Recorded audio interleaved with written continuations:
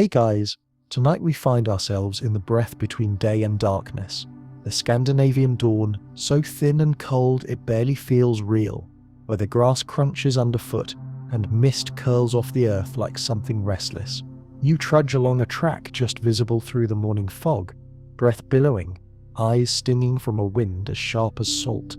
Ahead of you, rising above the low fields and sleepy farmhouses, is a mound, broad-shouldered, heavy, suspiciously perfect. They call this the Oseberg mound. Most days it looks like nothing more than an overgrown hill, tufted with wild flowers, the kind of place you might dare your friend to climb. But today, you know there's a secret underneath, something old, something powerful, a Viking queen, or so they whisper, still resting inside the shell of the world's most beautiful ship. Your heart drums louder as you get closer. The earth seems to hush for you, as if even the birds are holding their gossip. You hear only your own boots and the scrape of dew-wet grass. Here, history isn't a thing in a textbook. It's a chill crawling up your spine, a hush before something sacred. If you're wondering, yes, it's both exhilarating and a little horrifying. If you get too close, you probably won't survive this kind of magic. So, before we drift any deeper, if this hushed little corner brings you even a flicker of calm, feel free to like the video and subscribe, but only if it feels right in your chest. Now, let's settle in for a moment. Where are you listening from tonight? Is it dark out your window, or maybe the birds are just starting to sing? Drop your location and local time below. You'd be surprised. People are unraveling the past together all over the world. Now, breathe slow. Let the weight fall off your shoulders and sink with me into tonight's slow unraveling of the past. Right here on Historian's Diary, you stand at the foot of the mound, half expecting some ancient guardian to bar your way. But the truth is, the Oseberg mound has been waiting for centuries, waiting for you, or someone like you, to wonder what stories are locked beneath its roots. You kneel, brushing your palm against the moss. The earth is solid, but you feel the ghost of something immense beneath it. A ship, yes, but more than that. A whole frozen moment in Viking history. Above ground, Scandinavia wakes up to another ordinary day. Cows blink in their stalls, the smell of peat fires drift from kitchen chimneys, and someone's cursing the wind. But down here, under your feet, time is tangled. The year might as well be 84. The mound itself looks nothing like the scenes from TV dramas or those wild horned helmet Hollywood Viking movies.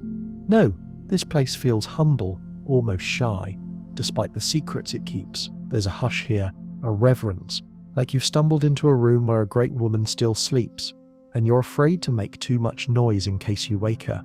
So, let's do what the archaeologists did on that spring morning in 1904. Imagine peeling back the centuries, bit by bit, with every careful stroke of a spade. You go slow because you don't want to break anything, least of all the story itself. The top of the mound splits open. Sunlight pours in, mixing with the stale air of 1,000 years.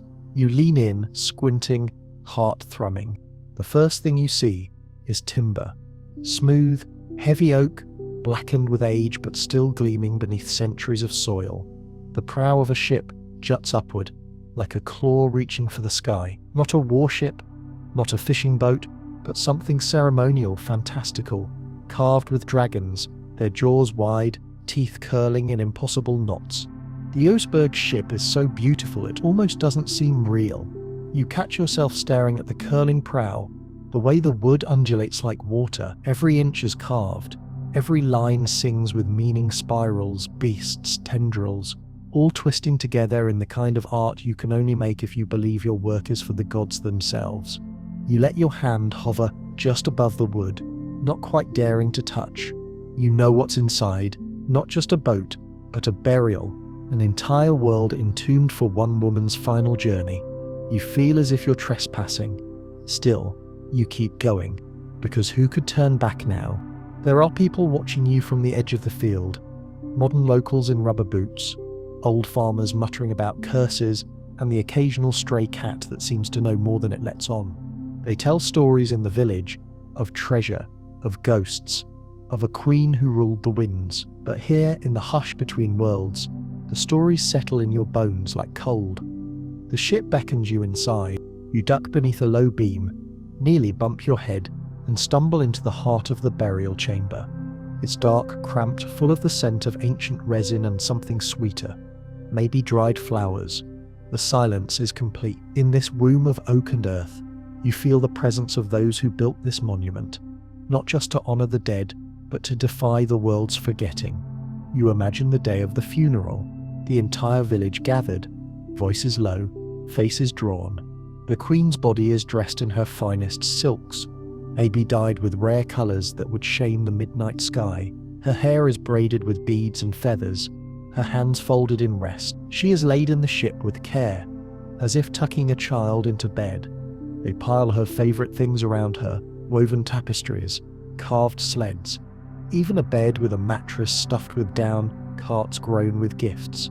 Animals shift uneasily, destined to join her on the other side. Everything she could possibly need for the journey to come is given, freely, even at great cost. You realize this isn't just a grave, it's a defiance of loss, a way to insist that love, power, and beauty don't have to die, even if people do. Your eyes adjust, and you see more.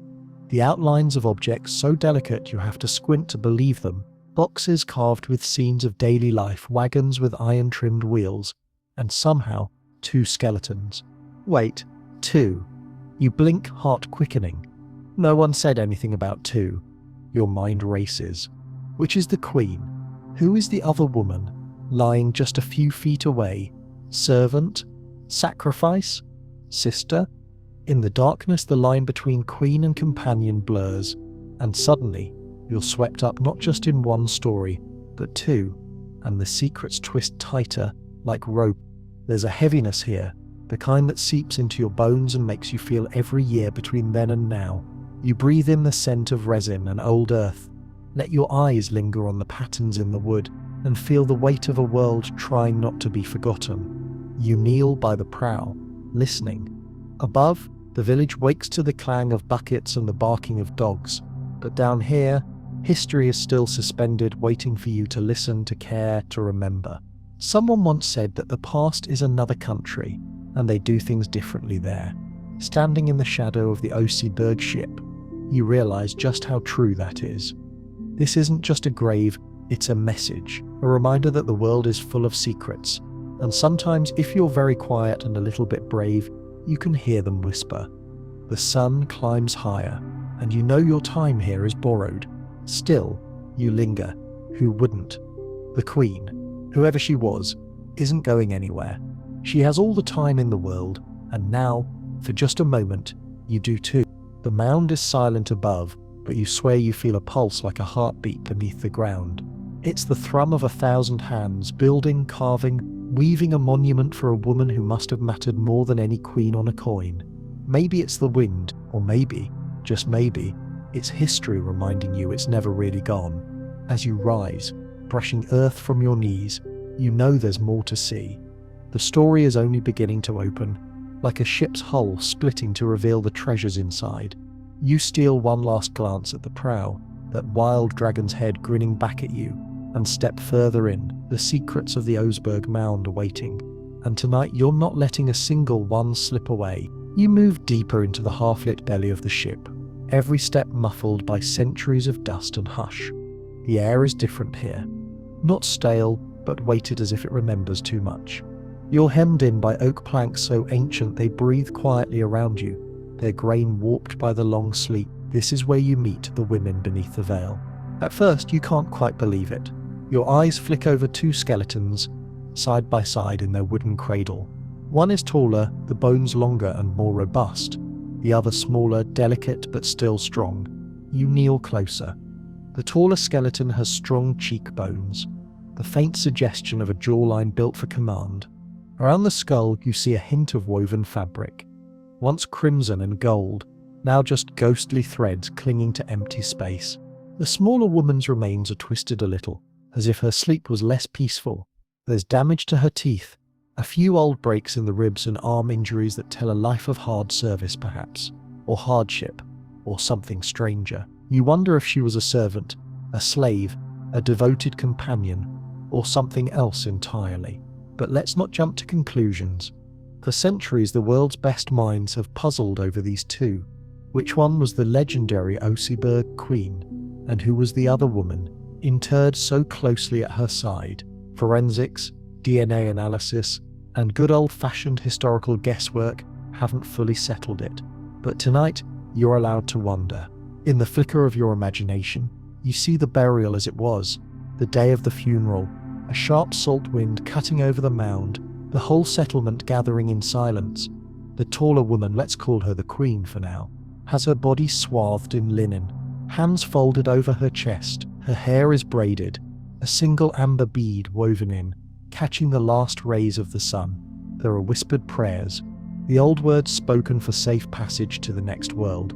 Next to her, the second woman is placed carefully, almost reverently, but with a different energy. Her clothes are simpler, but she's still dressed with dignity. There's something about this scene that tugs at you. The Oseberg ship was never meant for just one soul. It was a vessel for two stories, forever intertwined. And what a vessel! The ship itself is nearly 22 meters long, over 5 meters wide, built not for battle but for ceremony. The planks fit so tightly you could almost mistake them for bone.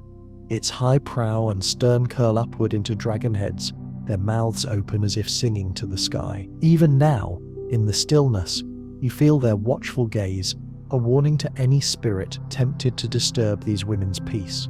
Modern historians believe the Oseberg burial is one of the most lavish Viking Age graves ever discovered, and it's not hard to see why. Even in death, these women were surrounded by evidence of extraordinary status: elegant tapestries, fine clothing, imported silks, intricately carved sledges, and more personal items than most Viking men could dream of. It's tempting to think of Viking women as living in the shadows of their kings and jarls, but here, clearly, is power. Not just borrowed, but wielded in their own right. Maybe that's what makes the mystery of these two so irresistible. They aren't simply bones, they're clues. They force you to wonder about the private relationships that shaped kingdoms. Was the second woman a beloved confidant, trusted above all others? Was she a daughter, or perhaps a priestess, or a rival entombed as a warning to those who might plot rebellion from beyond the grave? Or in the grimmer imaginings of some, was she sacrificed, sent to serve her queen in death as in life? It's not just a question for archaeologists or forensic scientists. It's a question for anyone who's ever stood at the edge of history and longed to know the truth. What would it mean to have someone buried with you willingly or not on the final journey? Is it comfort, or is it condemnation? A last loyalty, or a lingering injustice?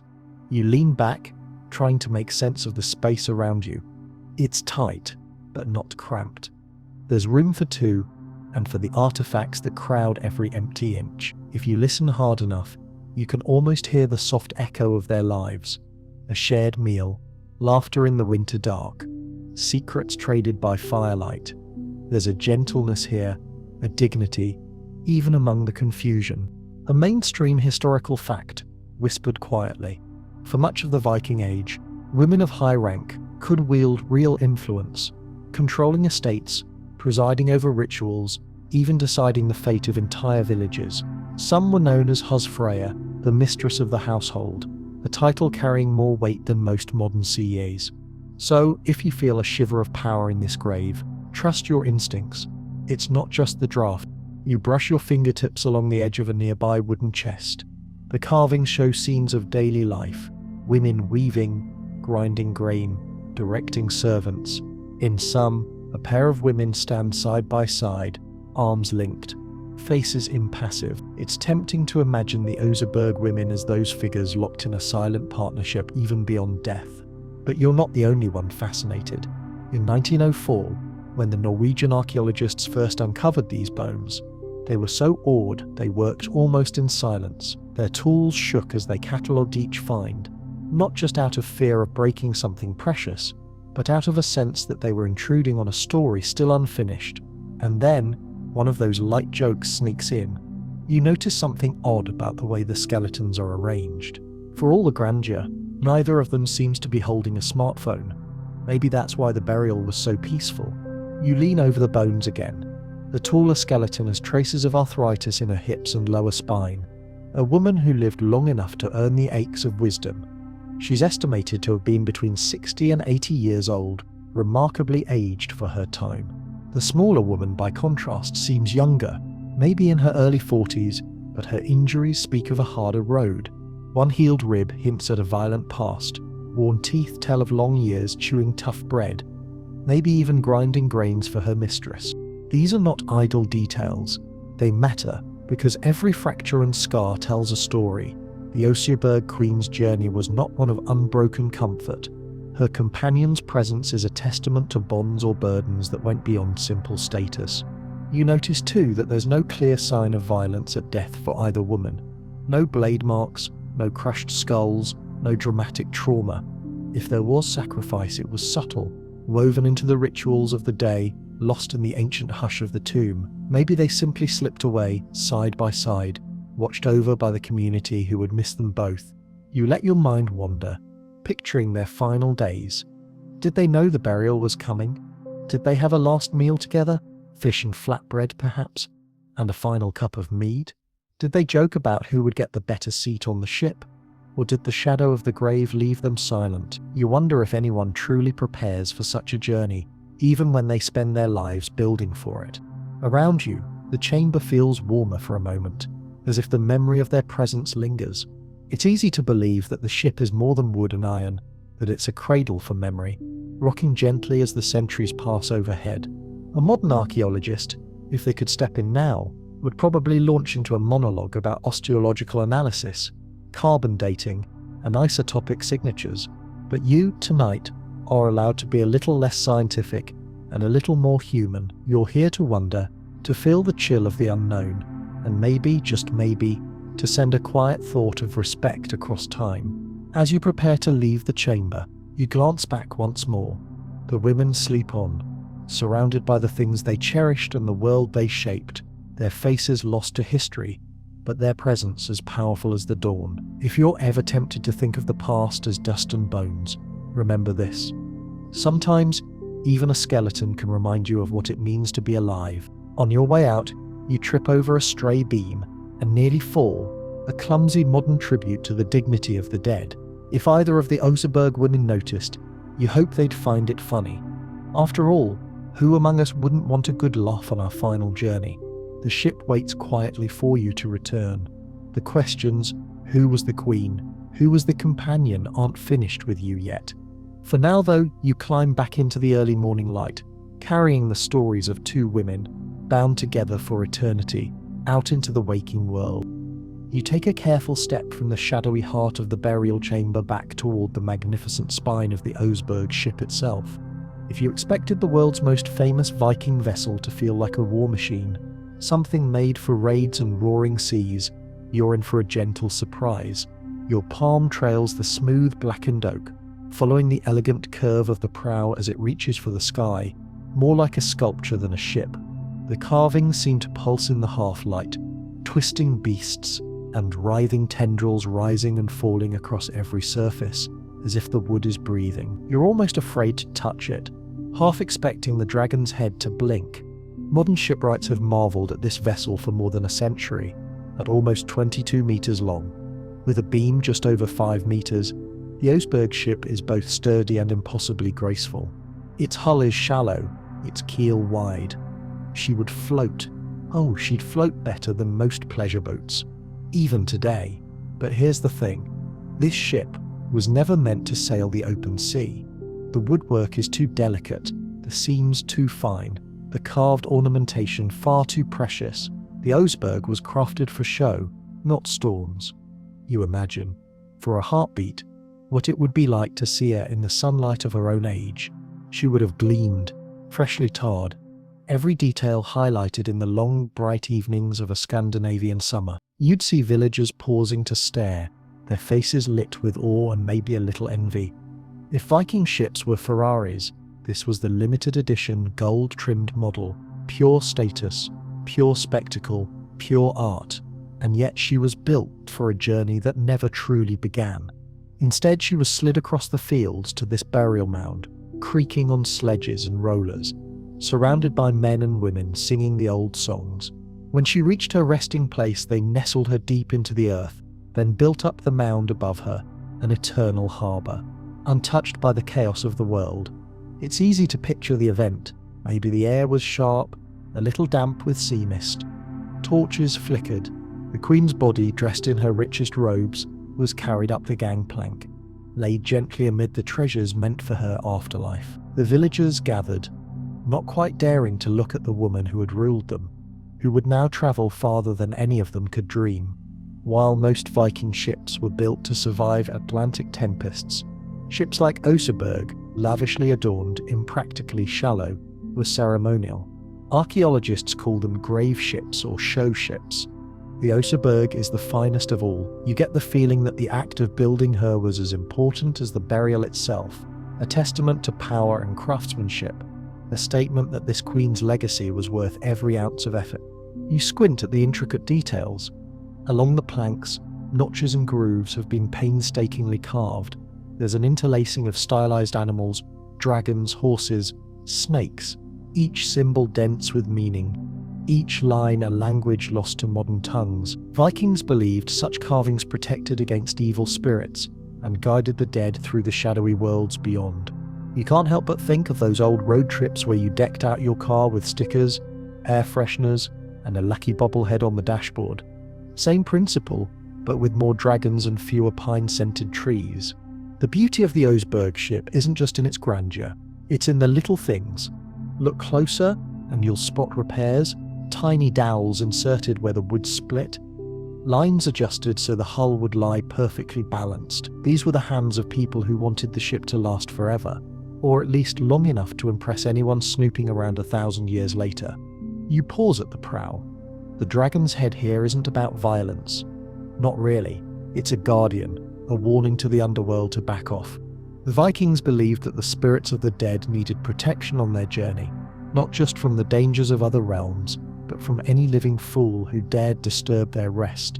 Tonight you count yourself as one of the lucky few who get to disturb it gently.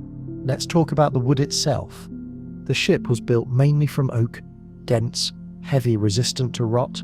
Some of the trees used would have been growing before Charlemagne was crowned. You run your fingers over the planks and imagine the sound of axes biting into living wood, the songs of the craftsmen who shaped every curve, the laughter and curses when someone made a mistake and had to start over. The vessel's symmetry is a marvel. Both sides of the hull are nearly perfect mirrors, every rib aligned. The builders weren't just engineers, they were artists. If you brought them to a modern yacht club, they'd be building super yachts in 6 months and refusing to wear shoes. You peer into the stern where the tiller still rests, simple but strong, worn smooth by calloused hands. Here the living queen might have sat on summer days, steering her ship along the sheltered Norwegian fjords. It's said that the Oseberg ship was actually launched once or twice for show before its final burial, gliding briefly over calm waters, more parade float than war galley. It wasn't built to conquer, it was built to be seen. You can almost hear the echoes of admiration. For a Viking village, a ship like this was a community effort, a signal to neighbours, rivals, and raiders that this was a place of power. You wonder who the queen must have been to command such loyalty and labour. You wonder what she thought the first time she saw her own funerary ship gleaming on the grass. Your thoughts drift. In the mythic afterlife of the Norse, called Valhalla, the dead are said to arrive on magical ships, accompanied by their best treasures and truest friends. Oseberg was as close as mortals could come to granting that promise. It was a passport to immortality, a promise that the queen's name would never be lost, even if the living forgot her face. You step back, squinting up at the arch of the ship's ribs. The light filters in through gaps in the timbers, casting patterns on the earth. There's something cathedral-like about it.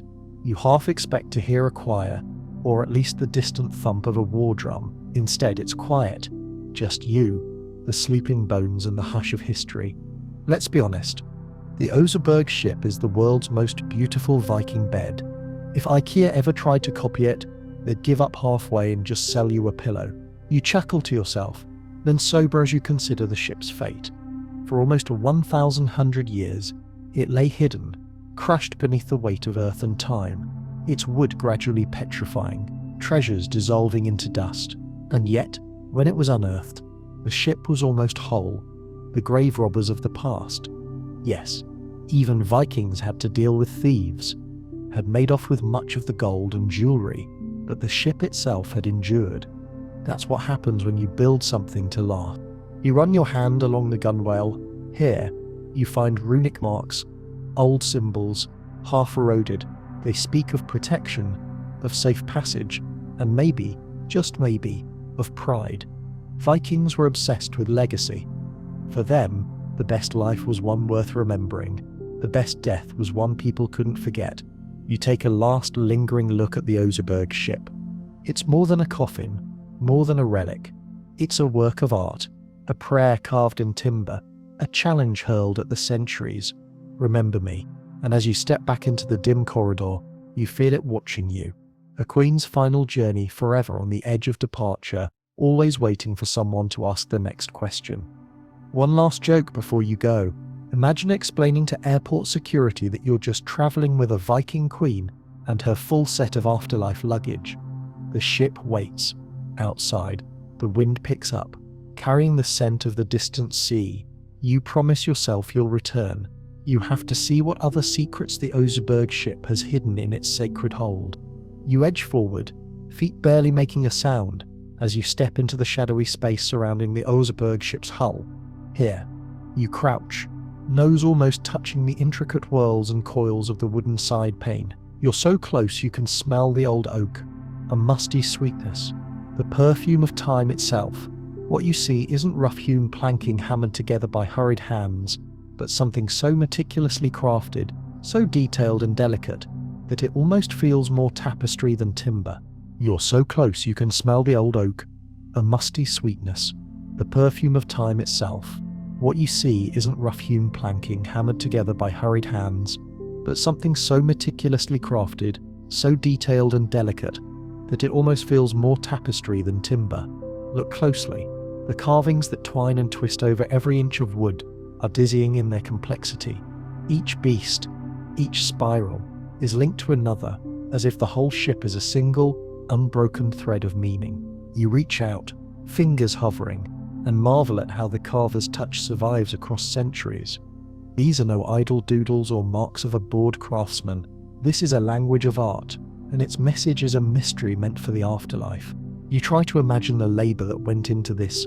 Someone, likely a team of someones, spent months, maybe years, sitting cross-legged in the low light of a Viking workshop, carving stories into the flesh of a tree. Each notch had to be perfect, not for the eyes of the living, but for the journey beyond death. And that's what makes this ship so astonishing. It wasn't built for war, or fishing, or even for any journey across water. It was built to cradle a queen, or priestess, or both, as she sailed into eternity. Even among the Vikings, this was rare. The Oseberg ship is one of the most elaborate burial vessels ever found from the Viking Age. Almost too beautiful for its own good. You can't help but think of those moments when we humans pour our heart and soul into something, knowing we may never see the result ourselves. It's a little like planting an orchard you'll never live to harvest, or telling a story you hope someone will remember long after you're gone. But this isn't just any ship. It is, in every detail, a paradox, a warship never meant for battle, a piece of art meant to be buried, a thing of movement designed for stillness. It's as if the builders couldn't quite bear to let their queen depart in anything less than the best of all possible vessels, even if the only waves she would ever know were the rolling mounds of earth above. There's a fun modern aside here. If this were built today, you'd see the TikToks of exhausted shipwrights, reels of wood shavings, and time-lapses of tools dancing over timber.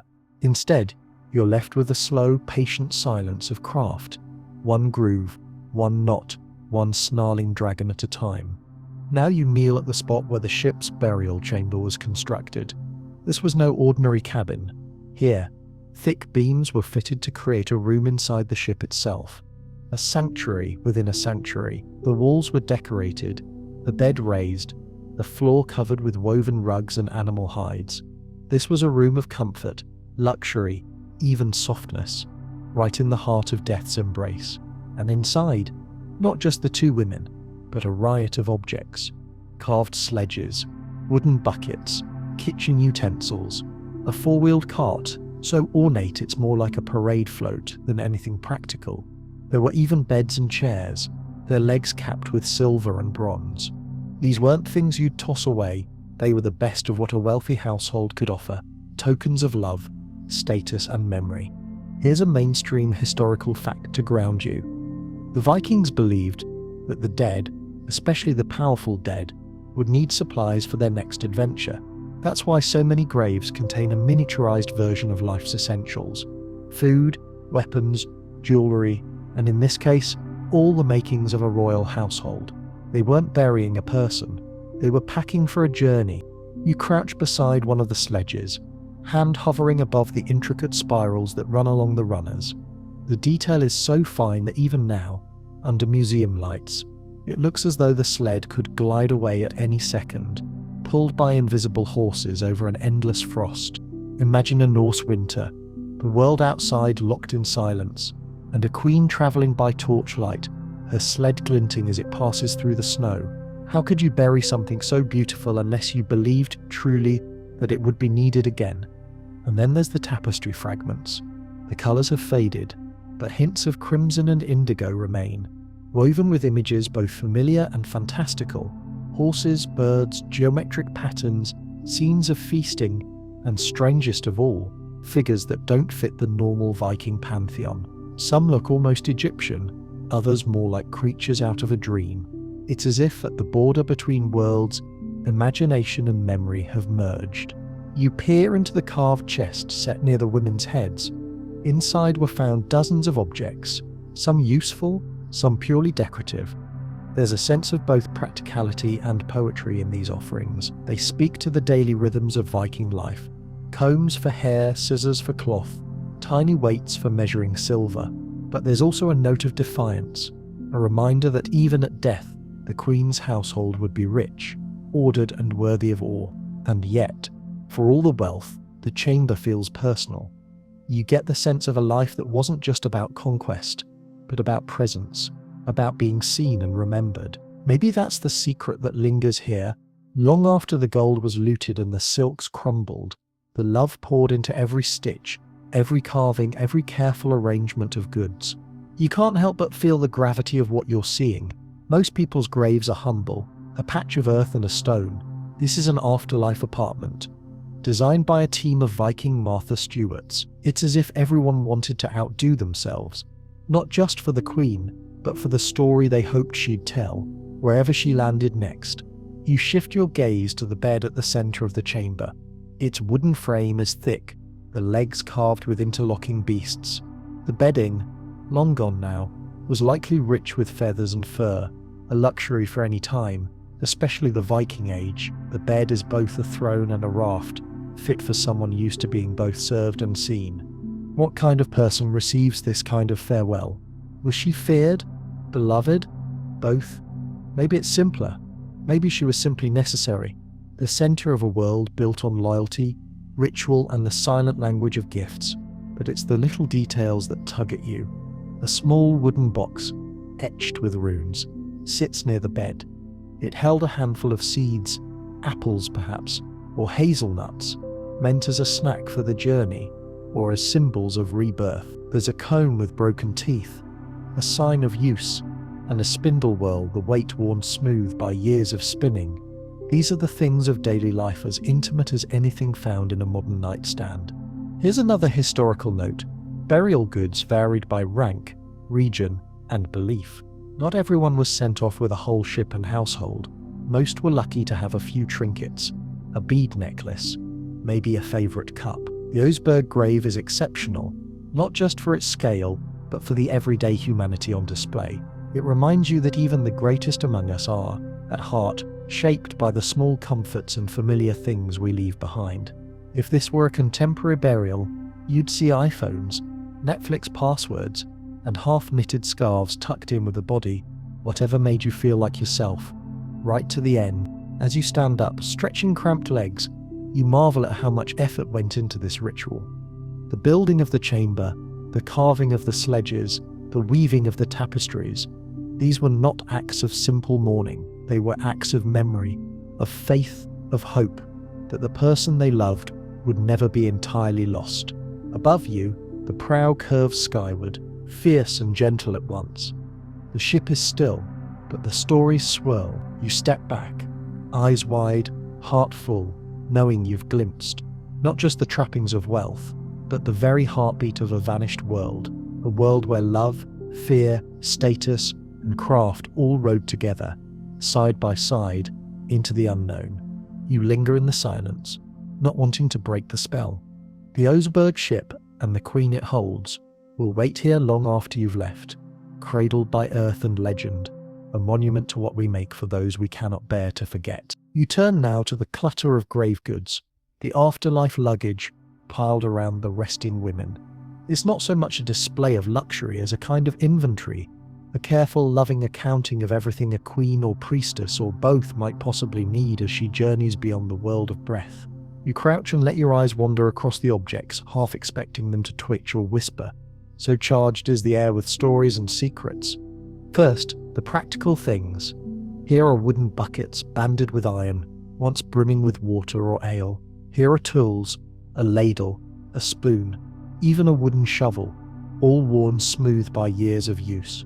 There are boxes, some plain and sturdy, others carved with writhing animal forms, packed tight with seeds, grains, dried berries. Every item feels chosen, not just grabbed at random, as if the household sat together for days, arguing gently over which cup, which blanket, which keepsake would serve their mistress best on the road to eternity.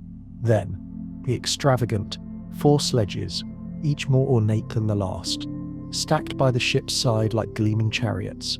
Their runners are so elaborately carved, you're surprised the wood didn't twist itself into knots. These sledges, you suspect, were not merely for show. They were badges of honor, proof that the woman in the grave had moved in circles of influence, her household strong enough to command the work of many hands.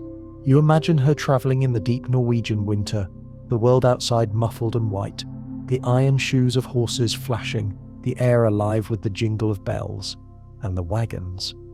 2 4-wheeled carts so richly decorated they would have made any Roman emperor envious, let alone a local chieftain. The iron fittings alone would have been a fortune, never mind the swirling interlocking animal motifs pressed into every beam. It's clear these weren't ordinary farm carts.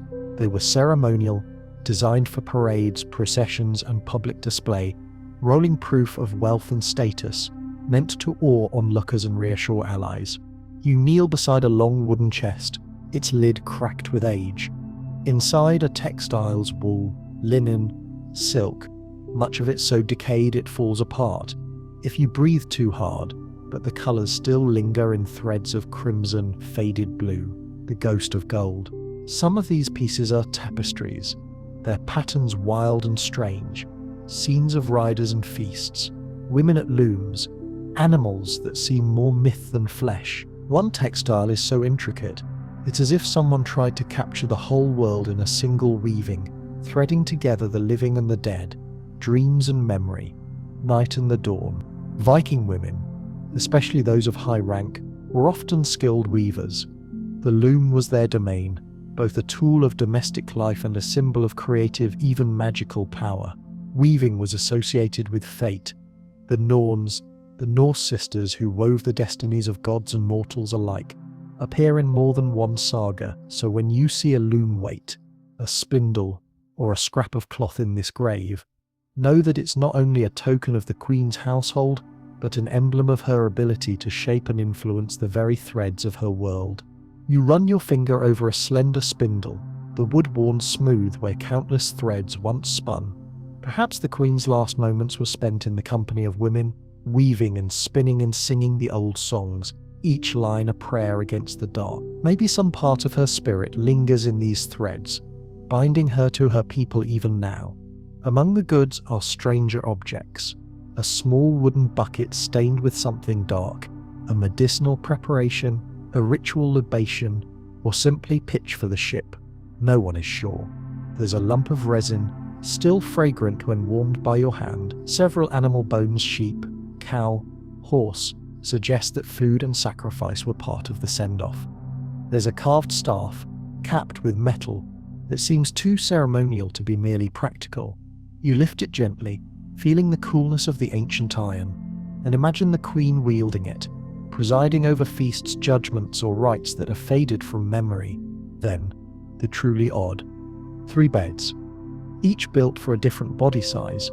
It's as if the planners of this burial wanted to cover every possibility, should the queen require company, or servants, or simply a change of mattress on her endless voyage.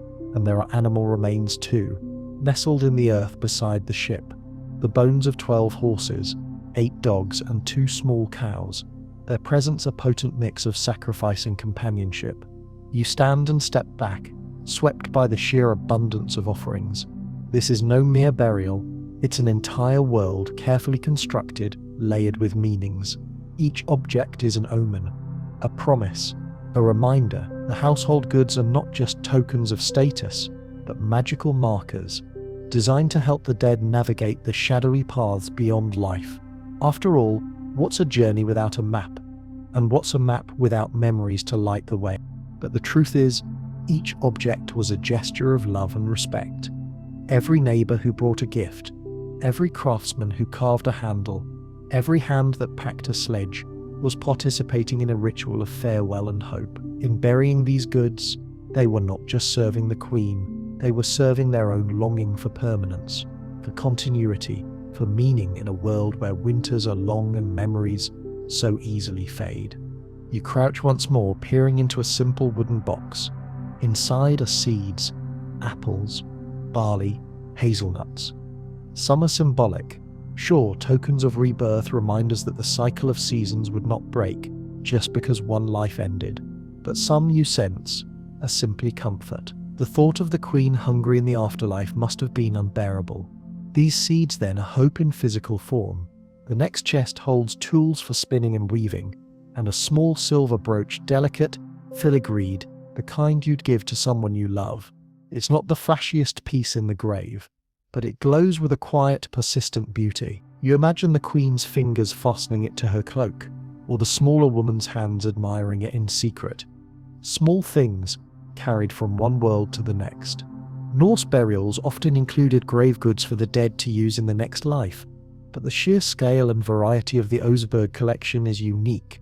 It speaks of a woman whose influence reached far, whose legacy could not be contained by one lifetime. This wasn't just a display, it was an attempt to ensure that nothing truly precious was left behind. Among the goods, you spot something odd. A bucket, its base stained red. Was it filled with wine? Blood? Some kind of herbal concoction?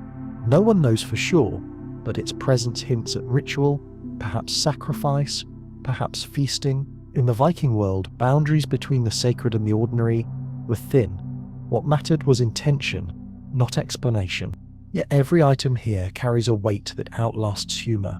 This was not just about sending the dead off well, it was about binding the living to memory, creating a physical bridge between then and now. In their gifts, the mourners placed hope, fear, and the stubborn, beautiful belief that life is too grand to ever really end. As you step back, the clutter of grave goods blurs in the gloom, forming a tapestry of meanings, an afterlife toolkit fit for a queen. You know you could spend days, weeks, maybe years, cataloguing every object, every shard, every whisper of cloth or bone. But the truth is, the most important thing you carry from this moment is not knowledge, but wonder. A sense that, when all is said and done, it's the things we choose to leave behind, chosen with care, with love, with hope, that define us most. You straighten, feeling the pull of the ship and its treasures, the weight of all those lives and hands and hopes. In this place, the past feels not just present, but alive, a chorus of voices urging you to remember, to honor, to dream your own afterlife into being, surrounded by the things and the people that matter most. You let your gaze settle on one corner of the burial chamber, a place that might seem unremarkable compared to the lavish sledges and silver-threaded textiles. There, leaning against a chest, you notice the unassuming presence of a wooden loom and a few scattered weaving weights, their purpose instantly recognizable to anyone whose hands have ever spun thread or mended cloth by firelight. You kneel by the loom, fingers hovering above the worn wood, feeling the energy that lingers in things made by many hands. This loom isn't just a household tool, it's a symbol of authority, of daily life and destiny, and of the often invisible work that shaped Viking society from the ground up. The presence of weaving implements here isn't an accident, it's a declaration. In the Viking world, weaving wasn't a minor task reserved for the lowest rungs of society. In fact, textile work was a source of tremendous economic power and spiritual symbolism. Viking women, especially those who managed great estates, could wield the loom as both a tool and a throne. The woman buried in Oseberg didn't just have fine clothes and exquisite tapestries, she had the means to make more, and the status to command others in doing so. Let's pause for a mainstream historical fact. Textile production in Viking Scandinavia was a cornerstone of both household and community wealth. The finest cloth, dyed with precious imported colours and woven in elaborate patterns, was a sign of status and could be traded for anything from land to silver to political alliances. Skilled weavers were prized as much as warriors. Some scholars believe that Viking law codes gave women unique rights over the production and control of cloth, making them economic powerhouses in their own right. As you run your hand across the smoothness of the loom weight, you realize you're touching a symbol of sovereignty. This isn't just a passive relic left to gather dust. It's a reminder that the Queen's authority may have come as much from her mastery over the world of thread and ritual as from her ties of blood or marriage. You imagine the scene, the Queen or priestess sitting by the fire, the loom set up beside her. Around her, women of the household spin and chatter, singing as they work. Every length of cloth they weave is a thread in the larger tapestry of the kingdom. What they create isn't just for warmth or beauty. It's a statement, a currency, even a blessing. The Queen's hands, so skilled and steady, are the hands of a leader.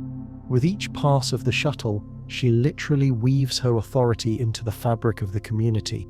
You peer closer and notice a spindle, the wood darkened with age, its whirl inscribed with subtle runes. Perhaps these were charms for luck or protection, or maybe secret messages. You smile, thinking about the small jokes and secrets that have always travelled along with the practical business of work. If you want something done right, let a queen handle the loom. The chamber itself, seen through the lens of these weaving tools, transforms in your mind. The grave goods aren't just gifts. They're proof of a life spent presiding over not just ceremonies and courts, but over the heartbeat of daily life, the making and mending, the practical magic that held the Viking world together. Every household depended on it. Every voyage relied on the sails spun and woven by such hands. It's easy to see how the boundaries between the sacred and the everyday could blur. In Norse myth, the three Norns, the goddesses of fate, wove the destinies of men and gods alike. Their spinning and weaving determined who would rise, who would fall, whose name would echo down the centuries. Here, in this tomb, those echoes are unmistakable. Was the Oseberg queen seen as one of their kind, a living avatar of fate's hand? The loom beside her Surda suggests so. You find yourself drawn to the surviving textiles themselves. Most are faded and fragile, just hints of colour and form, but a few still flash with the brightness of old dyes. Crimson, blue, even the rare purple, all colours of power. Some threads are spun so fine, you almost can't believe they're more than 1,000 years old. The patterns are hypnotic. Horses in procession, bands of geometric shapes, women with long braids, their arms linked as if guarding a secret. For a moment you picture the Oseberg queen not as a figure of cold authority, but as a leader in a world of women. Maybe her greatest strength wasn't in ruling from a throne, but in weaving her people together, day by day, through work and wisdom and ritual. Maybe her magic lay in the ordinary, feeding the hungry, clothing the children, preparing the offerings for feasts and funerals. But you also sense the weight of ritual here. Among the textiles is a band woven with symbols you can't quite decipher. Some scholars say these are signs of Scyther, the Old Norse magic associated with women, weaving, and prophecy. To practice Scyther was to step outside the ordinary, to wield powers both respected and feared. Maybe the Oseberg queen was not just a leader, but a Cirrus, a vulva, who guided her people with visions as well as with rules. You turn to another chest and discover small bundles of herbs and a bone needle, the kind used to sew fine seams or embroider runes into a cloak. The herbs, faded and brittle, still carry a scent. Lavender, wormwood, perhaps yarrow, offerings of protection, purification, or simply comfort, tokens of the Queen's skill in both the domestic and the mystical arts. You can almost hear the whispers of the past. Women's voices, laughing, gossiping, plotting, creating. The Oseberg burial, for all its grandeur, is also deeply intimate, a reminder that even at the summit of power, daily life was made up of small acts, repeated with care and meaning. The loom, the spindle, the needle. These were the Queen's tools, her symbols of mastery. In some Norse graves, female skeletons have been found with staffs, distaffs, and ritual implements, leading archaeologists to believe they held religious or magical roles. The line between queen and priestess could be thin, or even non-existent. Authority wasn't just inherited, it was practiced, embodied, demonstrated through daily acts of creation and ceremony. As you trace the shapes of the weaving weights, you realize that in this chamber, the material and the spiritual are woven together, inseparable. The Queen's power was not just in the gold or the iron she commanded, but in the ability to make order from chaos, to spin stories and destinies from raw thread. Hers was a legacy not just of conquest, but of care. You sit back on your heels, letting the quiet fill you. In this place, time is less a straight line and more a circle, looping back on itself. The weaving never really stops. Long after the last shuttle passes, the cloth remains, tattered, yes, but stubborn, defiant, full of memory. You rise, brush dust from your knees, and look once more at the loom, the spindle, the faint lines of old fabric. You realize you're witnessing a different kind of monument, one not carved in stone or sung in sagas, but built quietly in the hands of women who refuse to let go of their power, their artistry, their place at the center of the world. You leave this corner of the burial with new respect, not just for the Queen, but for all those whose mastery over the ordinary made the extraordinary possible. In the shadows behind you, the loom stands silent but proud, a gentle reminder that history is always being woven, thread by patient thread. You drift now into the dimmest reaches of the burial, drawn by a strange tension that prickles at your neck, a feeling that here, beneath the carved timbers and woven tapestries, something more unsettling waits. This is the Oseberg ship's secret heart, the place where grief and magic merge. You're reminded, in this hush, that Viking burials weren't just acts of farewell. They were intricate, often troubling negotiations with the unknown. The journey to the afterlife required not only fine things, but fierce protections, prayers, offerings, sometimes sacrifices, to shield the departed from dangers waiting in worlds beyond. You squat beside the ash bucket, fingers hovering. What's left inside is powdery and grey, clinging to the walls in a ghostly crust. Was this ash from the household hearth, brought to comfort the Queen with a piece of home? You notice scorch marks near the edge of the burial chamber. They're faint now, but once, flames must have danced here, flickering over the faces of mourners as they whispered the old prayers. Did they burn incense or sacred herbs to carry the Queen's spirit upward? Or did they enact more secret rites, spells, offerings, bargains made in the dark? You wish you could ask, but the only answers now are smoke and silence. Norse funerals often blended public spectacle and hidden ritual. The famous Arab traveller's account of a Viking chieftain's burial describes the sacrifice of animals, the singing of dirges, and a series of rites designed to prepare the dead for their journey and keep angry spirits at bay. Sometimes those rites were gentle, offerings of food, blessings from a priestess. You turn your attention to the bloodstained charm, a small object, bone or wood, still faintly reddish after all these centuries. It's not the grisly centerpiece of a horror movie, but its presence is jarring.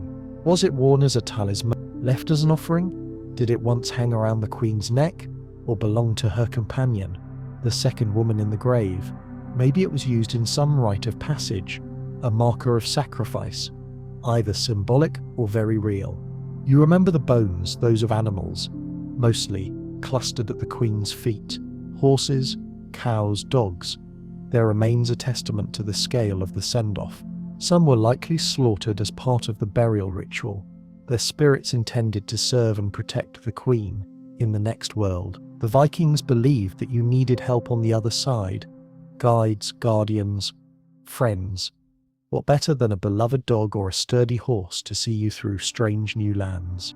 All those pets, all those sacrifices, this afterlife is starting to sound more like a royal family reunion or a particularly rowdy episode of Viking Pet Rescue.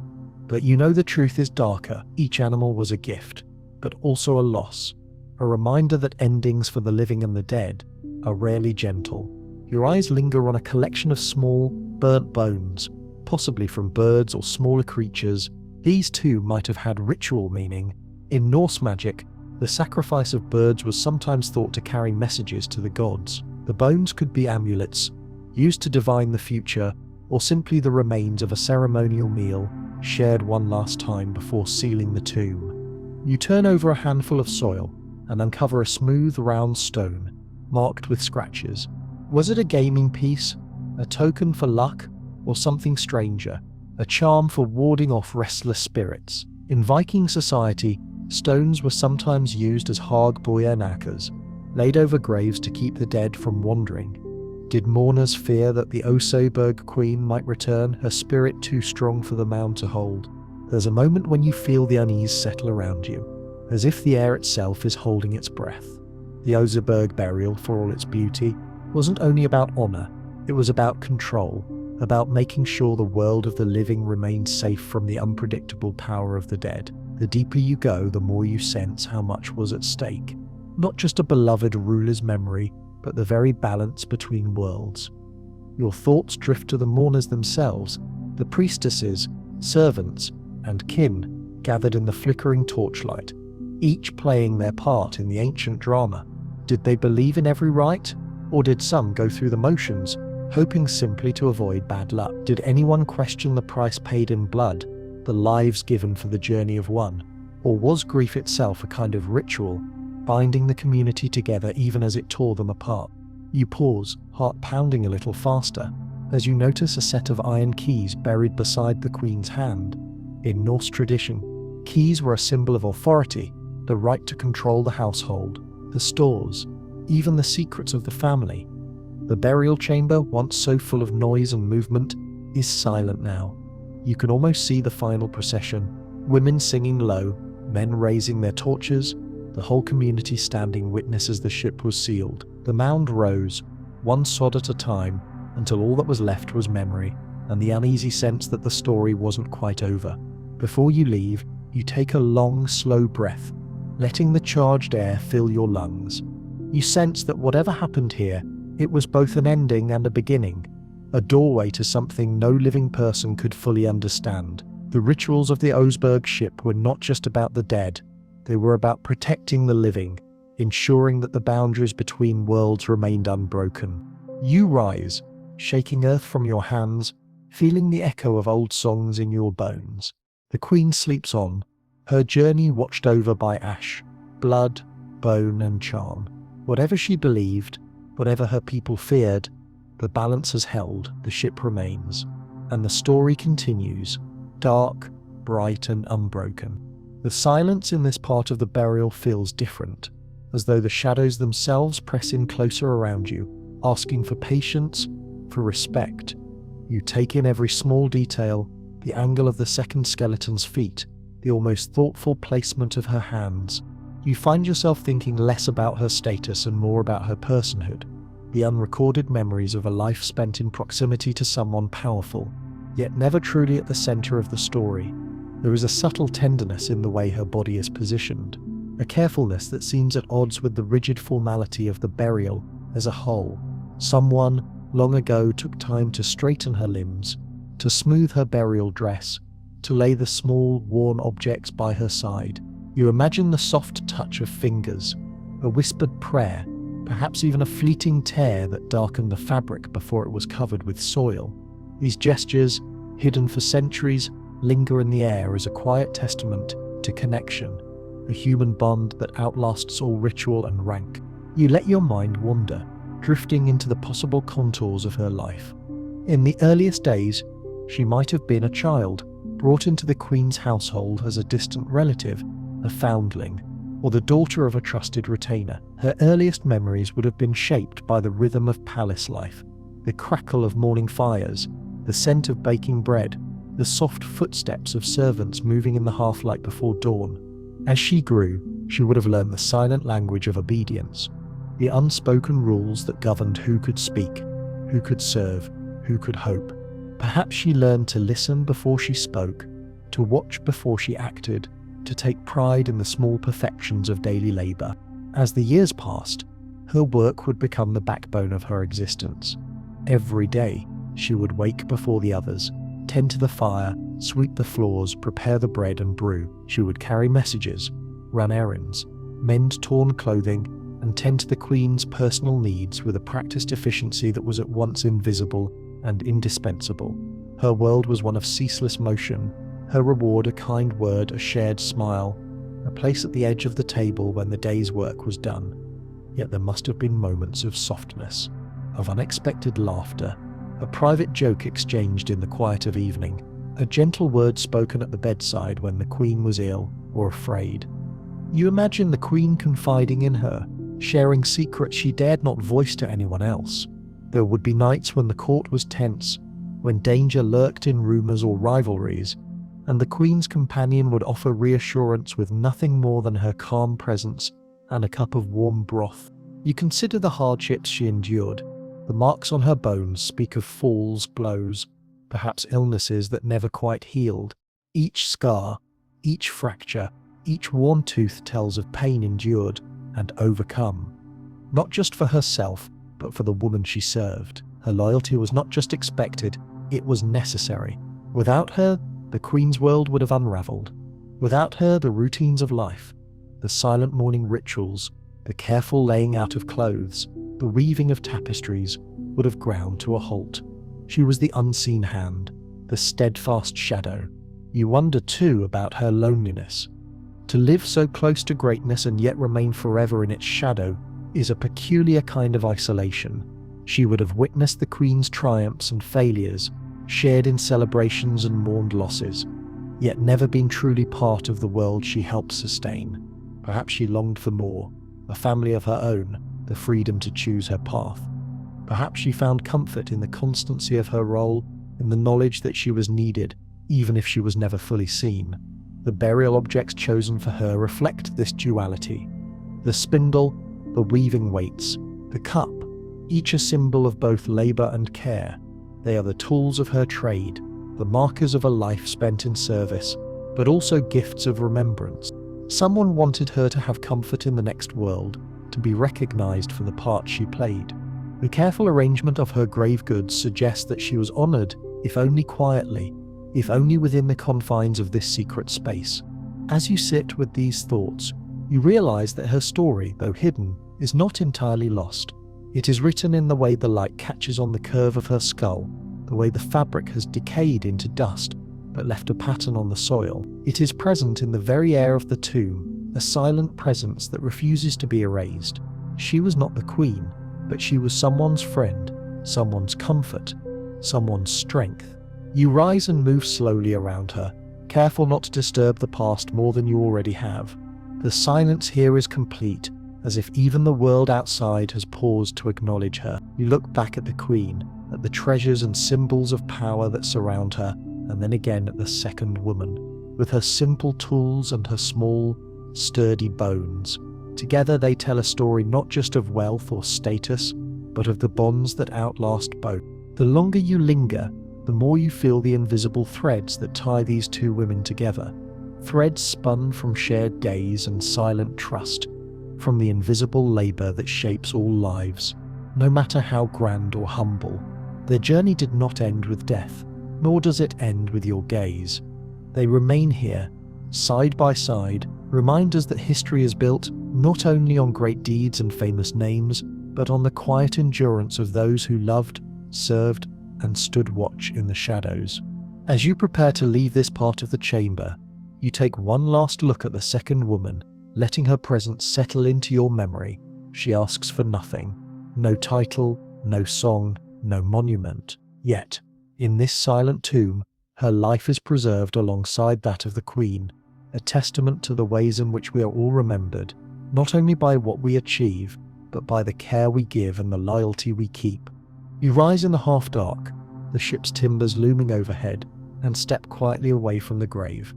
The air is colder now, but somehow softer, as if the presence of both women lingers in the dust and the stillness. Their stories remain, braided together. 2 lives, 2 deaths, 1 memory, unbroken by time.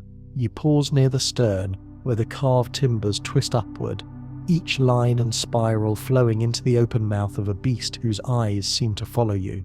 The longer you stand in the stillness, the more you feel watched, not by the living, but by something old and intent. You realize almost uneasily that the ship itself is not just a vessel, but a guardian, fashioned to witness and protect what lies within. The Oseberg ship, even after centuries in darkness, seems alive with memory. The light from above is faint, caught and diffused by the layers of earth. Shadows press in, deepening the hollows of the wooden dragons and coiled snakes that adorn the ship's prow and stern. These are not idle decorations. Every carving is purposeful, placed to shield, to warn, to tell a story that words cannot contain. In this hush, the boundaries between past and present grow thin, and you sense the careful attention of countless hands. The carvers, the mourners, the watchers, all united in their desire to protect the dead.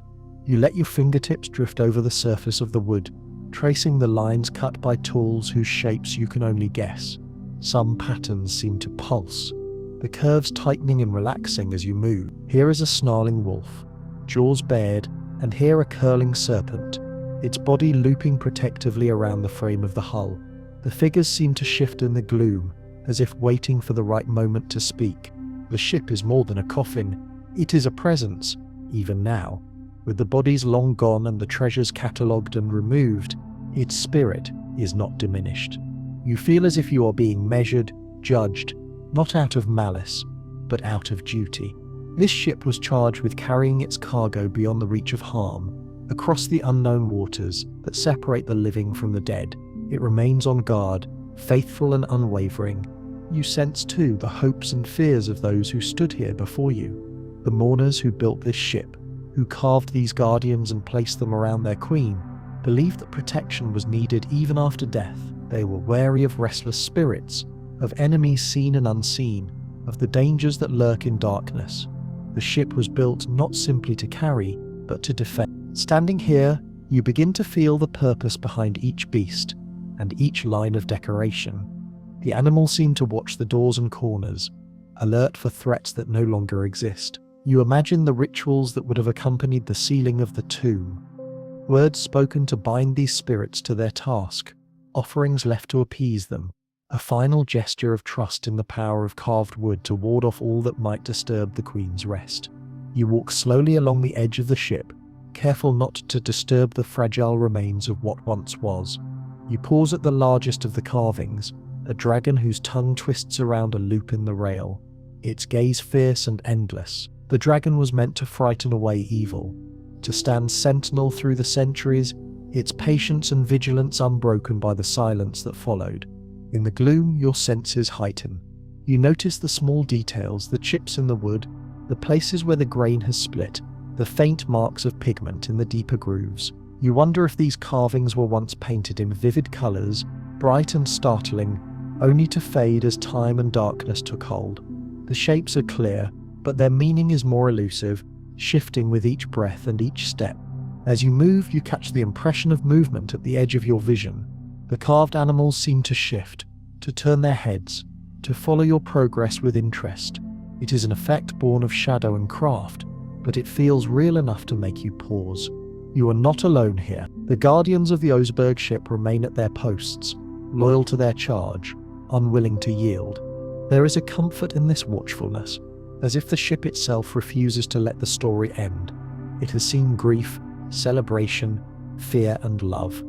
It has carried the weight of 2 women and all the hopes of those who sent them on their way. The air is thick with the sense of continuity, of something carried forward, undiminished by the centuries.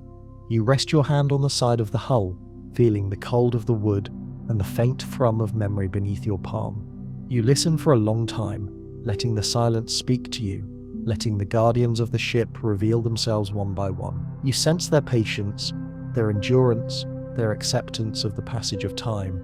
As you prepare to leave, you glance back one last time at the twisting, watching forms. They do not move, but you feel the pressure of their attention, the silent promise that this ship and its story will remain guarded. The Oseberg ship, more than any object you have ever seen, contains the presence of its makers and the weight of its task. It does not forget. You walk away slowly, the sound of your footsteps muffled by the earth. You know that the guardians will keep watching, their carved eyes vigilant long after you are gone. The ship remains, silent and alive, holding its secrets, keeping its promises, waiting for the next watcher to listen. The past, you realize, is never truly silent. It is carved into the things we leave behind, into wood, into stone, into memory. And sometimes, if you are very quiet, you can hear it breathing. The weight of the air around you shifts, as if the chamber itself is bracing for something. Your hand hovers over the grain of the timbers, but you are not drawn to the carvings or the treasures this time. Instead, you are compelled to stand still, to close your eyes and listen to the silence. A silence thick with waiting, with questions, with the ache of something unfinished. In that silence, you sense a day in the distant past. An ordinary morning that turned extraordinary, the very day the burial was supposed to be completed. You imagine the mound as it must have looked, the earth freshly turned, the scent of soil and sap strong in the air. The ship is nearly hidden now, settled into its bed, the chamber built and treasures arranged. The body is lying at rest, each detail set according to plan. Around the burial site, people move with purpose and worry. There is urgency in their steps, a tension that pulls faces taut and quickens the hands of the workers. The ceremony is not yet done. You feel the change as if it is happening right now. Voices call out across the field, some sharp with command, others low and fearful. The community gathers, their faces reflecting a mixture of sorrow, awe, and something else, a shadow of dread. Perhaps word has come of some danger, a threat on the horizon or unrest among the living. The day meant for ritual is suddenly gripped by uncertainty. The work halts. Sledges rest in the mud. Tools are dropped where they were last used. The ritual fires are left to smoulder out, untended. Some people turn away, clutching cloaks around their shoulders, unwilling to meet each other's eyes. Others linger, gazing at the open mouth of the mound, as if searching for some sign that it is safe to continue. The queen and her companion, arranged with such care, now lie waiting in a chamber, not yet sealed, their final rites unfinished, their last journey paused in mid-step. The treasures that surround them are not hidden, not protected. The guardians in wood and cloth, the animals and the charms, all stand exposed to the cold air and the gaze of the living. The day is frozen, suspended between what was planned and what must be endured. You picture the elders and priests conferring at the edge of the mound, their voices hushed and tense.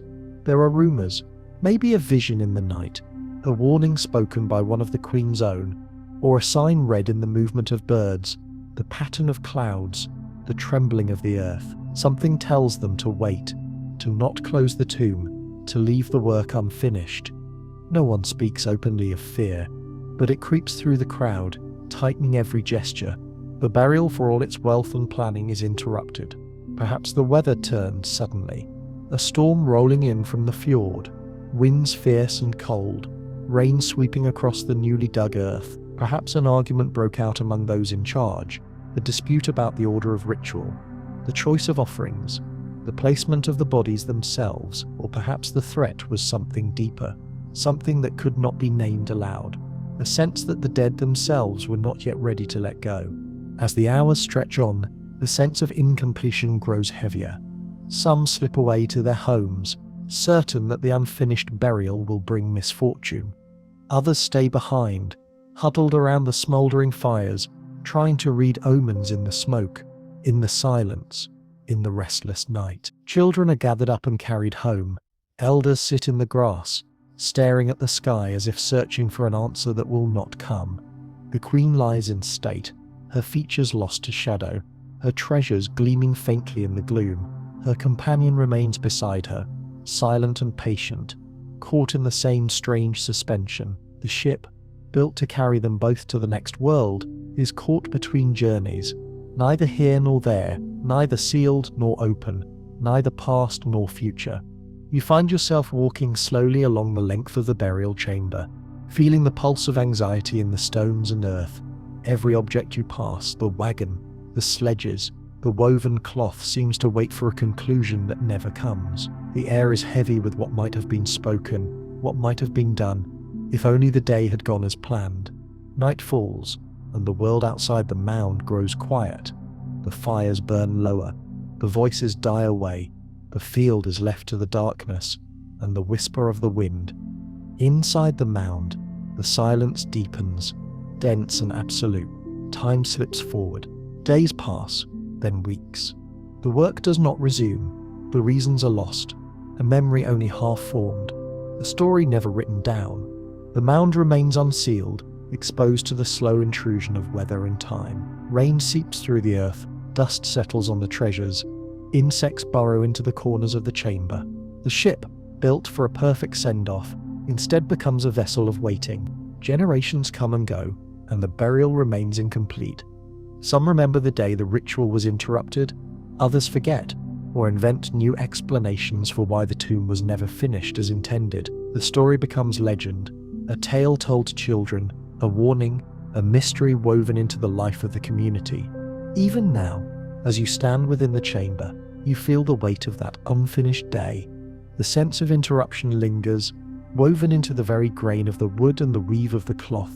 The Oseberg ship is not just a record of death, but a testament to the unpredictability of life, the ways in which plans are shattered, ceremonies interrupted, farewells left incomplete. You run your hand along the timber, feeling the dampness where water has seeped in over centuries.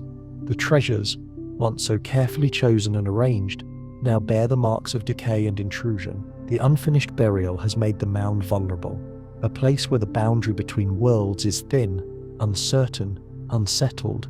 And yet, as you look at the faces of the two women, their bones still at rest in the center of the ship, you sense a strange peace. The interruption did not end their story. It simply left it open, unfinished. Yes, but enduring, alive with possibility. The ship, in its incompletion, became something more than a tomb. It became a question that no one could answer, a mystery that calls out across the centuries. You take a final walk through the chamber, letting your footsteps echo in the silence. The day the burial froze has never ended. It is present in the chill of the air, in the stillness of the treasures, in the patient waiting of the two women at the heart of it all.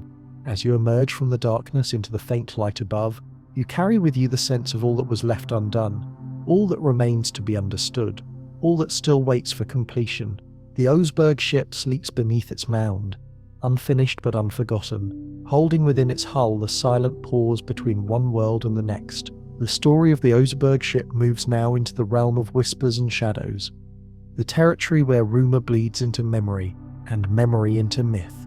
You stand at the edge of the burial chamber, the air grown close and strange, and feel the residue of secrets, the sense that not everything in this ship is as it seems, that beneath the carefully arranged objects and bodies, another layer of meaning is hidden, fragile as a breath. You walk slowly, eyes drawn not to the treasures or the carvings, but to the spaces in between, the way the ship seems too elaborate for even the grandest of queens, the feeling that the burial's incompletion is more than just an accident of fate. It is as if something was being hidden here, something too dangerous or powerful to name outright. You pause, listening to the silence, and begin to piece together the outline of a royal scandal, half buried in oak and earth. Imagine, for a moment, the days leading up to the burial, the court unsettled, faces drawn with worry, voices kept low, the queen herself, alive but fading, senses the currents beneath the surface, the alliances that shift and fracture around her. She has been both beloved and feared, a force of nature within her community, her influence stretching far beyond the confines of her hall. There are those who adore her, who trust her vision and her strength, but there are others, those threatened by her power, resentful of her choices, or simply impatient for her time to end. In those last days, rumors swirl like autumn leaves. Some say she has grown too proud, too confident in her position. Others whisper that she has meddled in affairs beyond her station, that she has sought the counsel of spirits, perhaps even wielded knowledge forbidden to women of her rank. Still others mutter that she stands in the way of a rising generation, that her continued presence threatens the ambitions of those waiting in the shadows. You picture secret meetings in darkened rooms, hands clenched around goblets, promises made and broken. Eyes flicker over maps and documents, each plan balanced on the razor's edge of risk and reward. The Queen's authority, once absolute, now feels precarious, challenged not by open war, but by a slow, creeping resistance that eats away at her certainty. She watches her closest allies for signs of betrayal, wonders if her words are being twisted, her actions misrepresented, her legacy undermined. On the night before her death, she lies awake, aware of the hush that settles over the halls.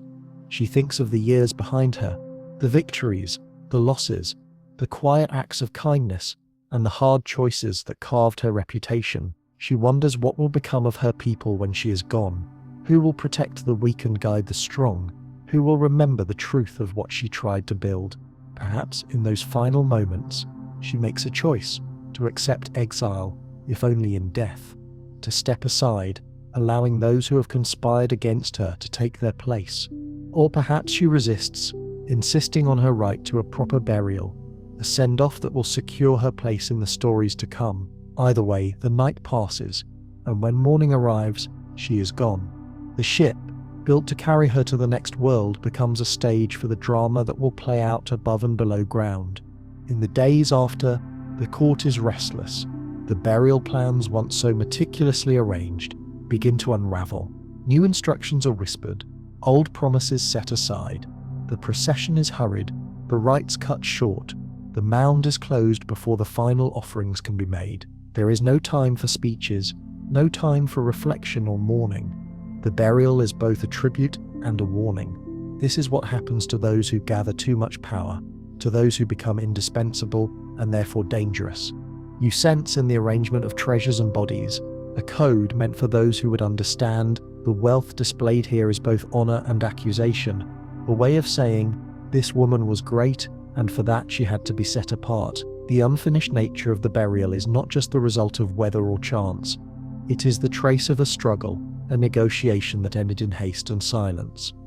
The ship is a tomb, yes, but also a vault, sealing away a story that could never be told aloud.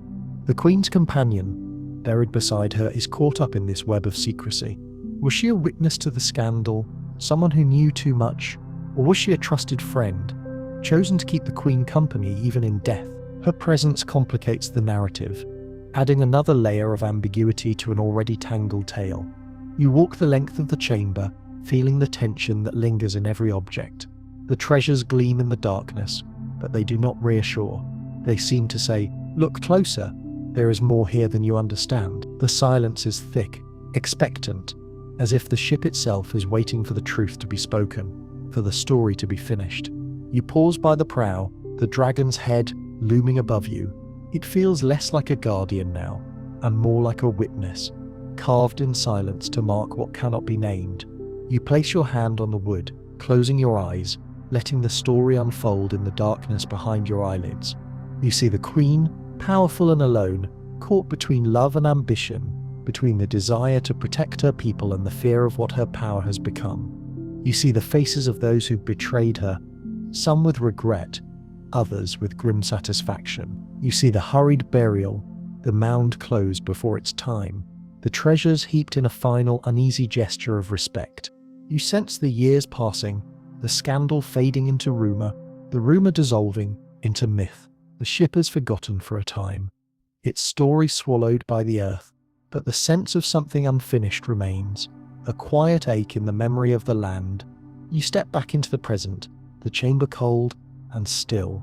The story of the Oseberg ship is not just one of grandeur and ritual, it is also a story of fear and ambition, of exile and protection, of a woman whose power was too great to be allowed to fade quietly. The burial is a monument to all that was risked, all that was lost, all that was left unsaid. You turn, making your way slowly out of the chamber. The light from above is faint, but it draws you forward, out of the shadows, and into the uncertain morning. You carry with you the memory of secrets held in oaken earth, the silent promise that nothing powerful is ever truly buried. The ship remains, a silent witness to a story that still waits, somewhere beneath the surface, to be told in full. You linger in the stillness of the burial chamber, senses sharpened by the hush that has settled over the ship. As your eyes adjust to the gloom, you notice the arrangement of objects around the Queen's resting place. Small bundles of herbs, curious wooden staffs, charms made of bone and amber. The air carries a faint lingering trace of something that once smouldered: resins, dried plants, perhaps incense. There is an aura of the uncanny here, an invisible current swirling between the boundaries of life and death. It is in these shadows that you begin to sense another presence, one that is not simply royal, but something more ambiguous, more feared and revered. Not just a queen, but a woman who was set apart by her gifts and her strangeness. Someone regarded with both respect and caution. The stories about her, passed down in whispers, did not end with her burial. Instead, they grew sharper in the telling. She was a woman who could see what others could not, who spoke to powers invisible, who wielded knowledge that others dared not touch. You walk slowly past the staffs and amulets, noticing how carefully they have been placed, as if to mark a line of protection, or perhaps to hold a door open between two worlds. The staffs are smooth, polished by many hands, and their ends are darkened as if they had once been thrust into the coals of a ritual fire. There are marks carved into the wood, symbols whose meanings are long-lost codes and prayers, perhaps, a language meant only for those who knew how to read it. You feel the shiver of old beliefs pressing in, the certainty that some people carried a different kind of authority, one not written in law or measured by land or gold, but given by the spirit world, acknowledged in quiet, uneasy respect by all who knew them. In the Queen's lifetime, she might have been known not just as a ruler, but as a seer, a healer, or a woman who kept the old ways alive when others began to forget. Her power was not gentle. It was something people both needed and feared, something that could bring rain or famine, blessing or illness. There would have been stories of prophecies uttered in trance, of cures found in herbs and roots, of warnings spoken at the edge of sleep. Perhaps some loved her for it, while others avoided her touch, crossing themselves or muttering prayers as she passed. In this ship, the signs of her power remain, inscribed in every careful placement, every trace of burnt offering. You kneel beside one of the wooden staffs, trying to imagine the ceremonies that once took place here. The quiet recitation of words meant to call forth spirits or drive them away, the careful drawing of signs on floor or skin, the rhythm of drums and the flicker of flames as the night deepened and the world slipped closer to the unseen. Those who led such rituals were always outsiders, both honoured and feared, called upon in times of crisis and held at arm's length in times of peace. The Queen's burial carries this duality. It is a tribute and a warning, a gift and a barrier. She is placed here with all she might need for the journey, but she is also bound, surrounded by objects of protection. Her grave a place both to honour and to contain. The line between blessing and curse is thin, and everyone who participated in the burial would have understood that. You look again at her companion, the second woman in the grave, and wonder what she witnessed in those final days. Was she a confidant, a helper in rituals, a silent observer of the Queen's power? Did she know secrets that no one else would dare to hear? Her bones hold their own silence, her story tangled forever with that of the woman she followed. You stand and move slowly through the chamber, your footsteps muffled by dust and time. The signs of old magic are everywhere, woven into the very structure of the ship. The patterns on the wood seem to shift as you pass, the eyes of carved animals flickering with a knowing you cannot quite name. The air feels charged, as if the Queen's power has not fully faded, as if her presence persists, shaping the silence around you. Outside, the mound rises, grass grown thick and wild, the world moving on above, while the ship and its secrets rest below. But you sense that the burial, for all its ritual and grandeur, did not bring only peace. There is a sense of waiting, of unfinished business, of questions that cannot be answered. You return to the heart of the chamber, letting the quiet envelop you. Here, Power is not just remembered, but held in suspension. The queen, ruler and seer, remains at the center of her own story, surrounded by the symbols of a world that believed deeply in the mysteries she embodied.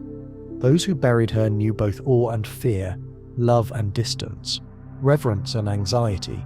In the hush, you hear the echo of their voices, a chorus of caution, respect, and longing for protection against all that cannot be seen. You stay a moment longer, honoring both the greatness and the otherness of the queen, the line she walked between worlds, the legacy she left behind. Then, as the light shifts and the air cools, you step back, carrying with you the memory of a woman who would not be contained by any single story, whose presence lingers in the silence, in the darkness, in the uneasy peace of a ship built for the unknown. You move toward the far edge of the chamber, where a strip of fragile tapestry still clings to the remnants of a wooden frame, its faded threads lit only by the uncertain gleam of your lamp. The air here seems heavier, and you are struck by how something so small, so easily overlooked, can carry the power to unsettle. You draw closer, compelled by the tapestry's ghostly colors, the strange beasts and shapes woven into its warp and weft, each one whispering of mysteries that linger in the dark. The tapestries are worn almost to transparency, and their patterns are uneven, interrupted by gaps and holes where centuries of earth have claimed the cloth. Yet the images that remain are unlike anything you expected. Figures with elongated limbs and wild, staring eyes, animals that belong not to the forests and fjords of the north, but to some deeper realm, one that exists at the edge of waking and dream. There are horses and wolves, yes, but also strange birds with crests like crowns, great cats with spotted fur, and creatures that defy all identification, their forms twisting around the borders as if escaping the confines of the thread. You stand transfixed, letting your eyes trace the looping lines, the dense knots of color where one world seems to bleed into another. The more you look, the more you sense a purpose behind the strangeness. These tapestries are not just decoration, nor even simple records of daily life. They are messages, perhaps warnings, perhaps invitations, sent by someone who moved between realities, whose vision was not bound by the ordinary laws of the world. You wonder about the hands that wove these images. Did they work in silence, dreaming their own stories into the fabric? Or did they sing, chant, murmur prayers to the patterns as they grew? Each thread holds a memory, a gesture, perhaps the queen herself chose these designs, insisting on images that reflected what she had seen in visions, or what she hoped to face or avoid in the journey beyond death. There is a section where the woven pattern breaks into a swirl of color, a knot of blue and crimson, surrounded by stylized eyes. The effect is unsettling, and you realize it is meant to be. In a world where tapestries could serve as more than decoration, this was a tool, a means of channeling power, protecting the sleeper, communicating with those who might follow. The tapestry is both a map and a talisman, its motifs selected as carefully as any offering of gold or silver. You imagine the burial chamber in the moments before it was sealed, the flicker of torchlight on the woven figures, the faces of mourners made strange by their own shadows, the hush as prayers are spoken for a safe passage. The tapestry would have been the last thing seen, its colours bright in the dimness, its creatures watching over the dead, their presence a bridge between what is remembered and what cannot be known. You study the animals depicted: horses rearing, birds in flight, beasts poised in attitudes of watchfulness. They seem to pulse with meaning, guardians and messengers alike. There are human forms too, some crowned or veiled, their hands raised in gestures you cannot decipher. In one fragment, a procession winds its way along the bottom edge, a series of small figures carrying bundles, leading animals, their faces turned toward a central woman who stands apart, her hair flowing, her eyes closed as if in trance. The effect is mesmerizing. You sense a depth to the work, a layering of time and vision that blurs the line between past and present, between the things that happened and the things that were dreamed or feared. This is not the record of a single event or reign. It is a tapestry of longing, warning, and hope, left to outlast the flesh and the world it described. You reach out, not to touch but to honor, letting your hand hover just above the fragile weave. You wonder how many people have stood here before you, searching the threads for answers, for comfort, for a glimpse into the mind of the Queen and those who honoured her. You wonder what it meant to be remembered in this way, not with statues or monuments, but with images so strange and powerful that they seem alive even now.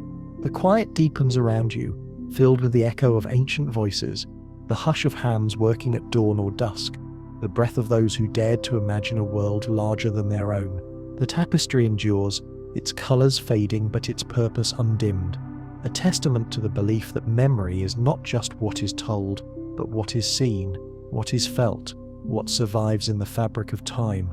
You stand back, letting the patterns fade into the gloom once more. The images remain with you, strange, beautiful, unsettling, a reminder that the Oseberg Queen was not content to travel only familiar roads. She ventured into realms others only glimpsed in sleep, and she brought back tokens of her journey, woven in threads that continue to speak, long after her voice has fallen silent.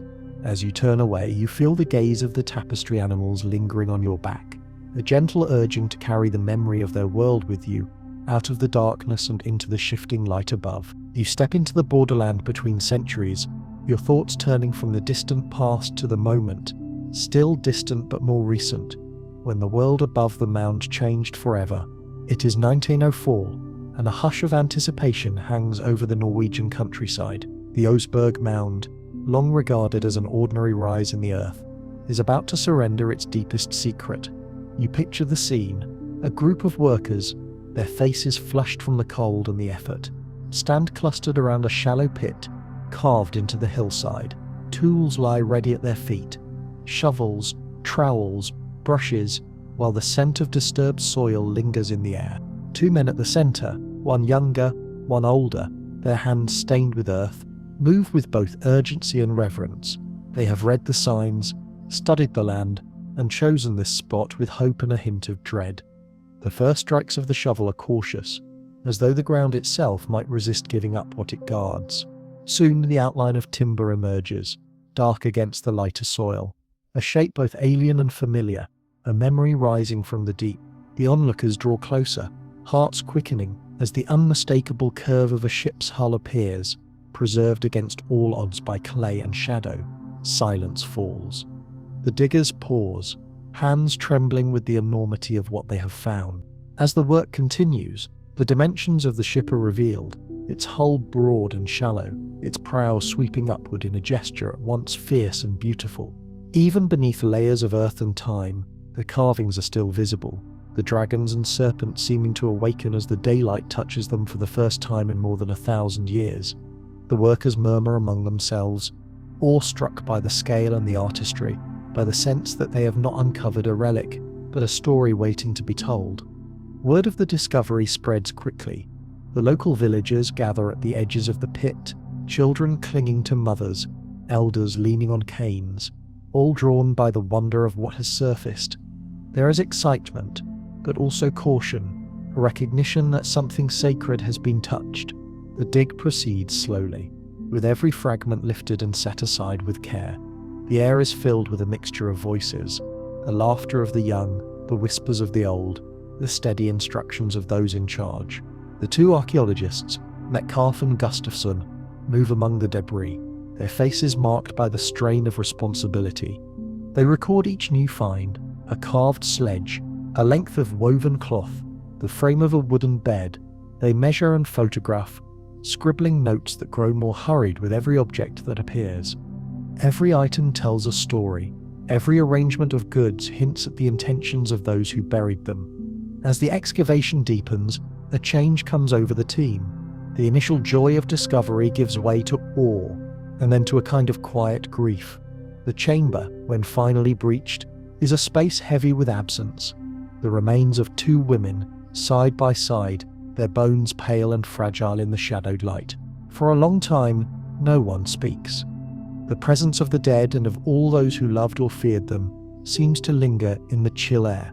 The days blur into weeks.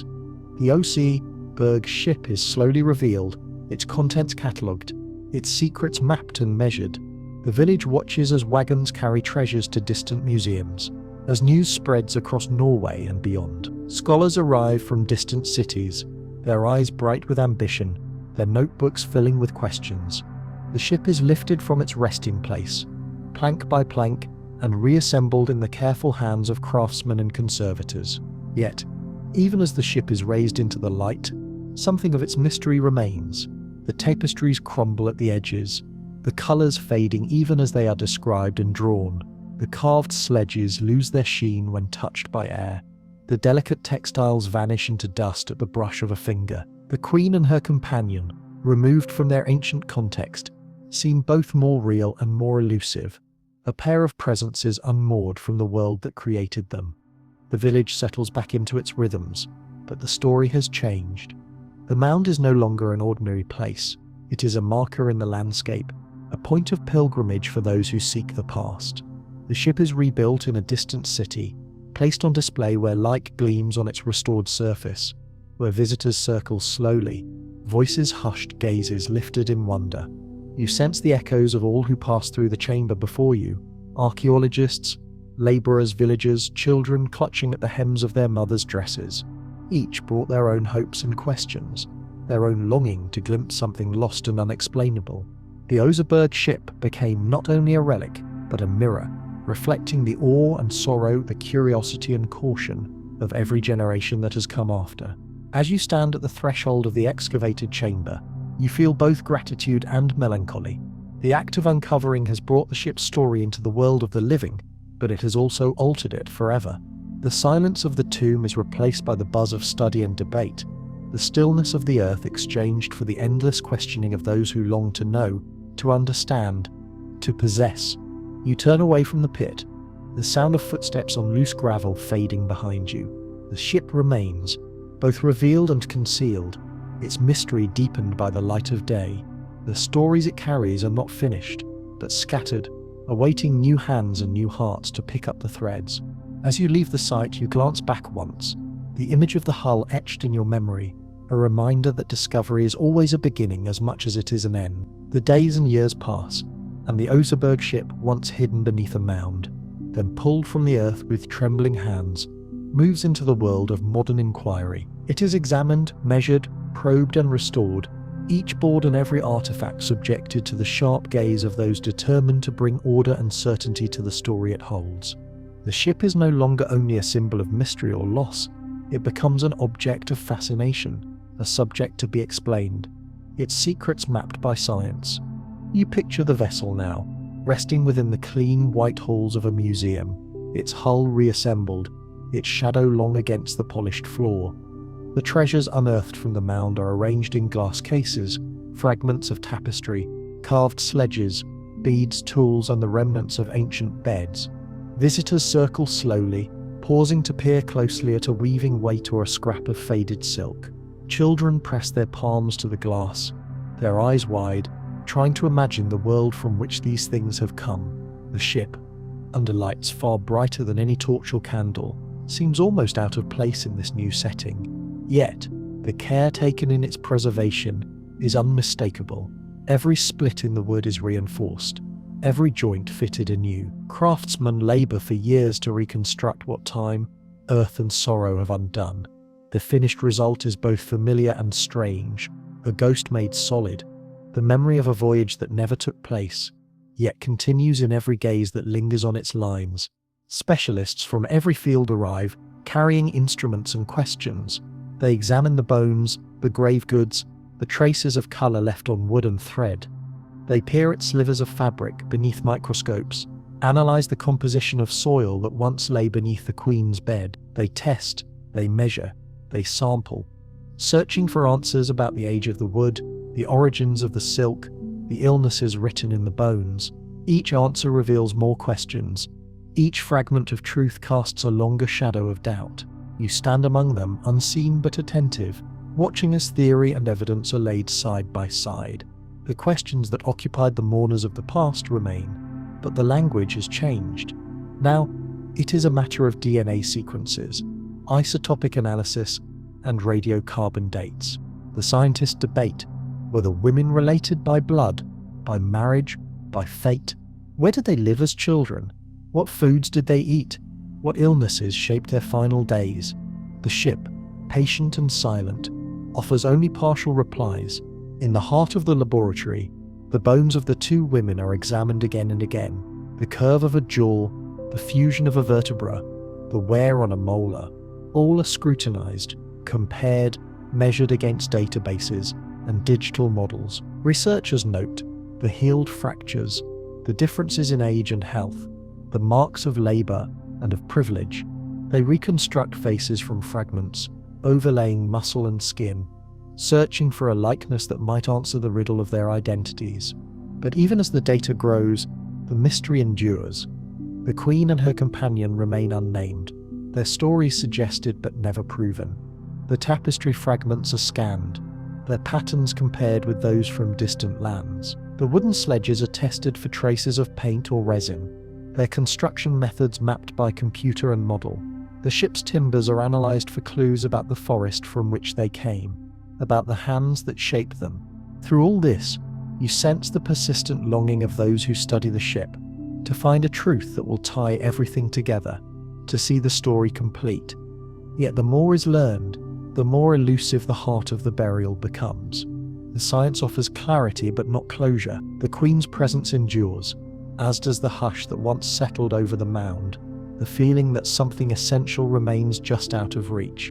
You walk quietly along the display, the glass cases and polished wood reflecting your shadow. The museum is hushed, the sound of footsteps muffled by the soft flooring. In the corners, people stand alone, absorbed in their own thoughts, drawn inward by the ship's silent testimony. The boundaries between visitor and artifact, past and present, begin to blur.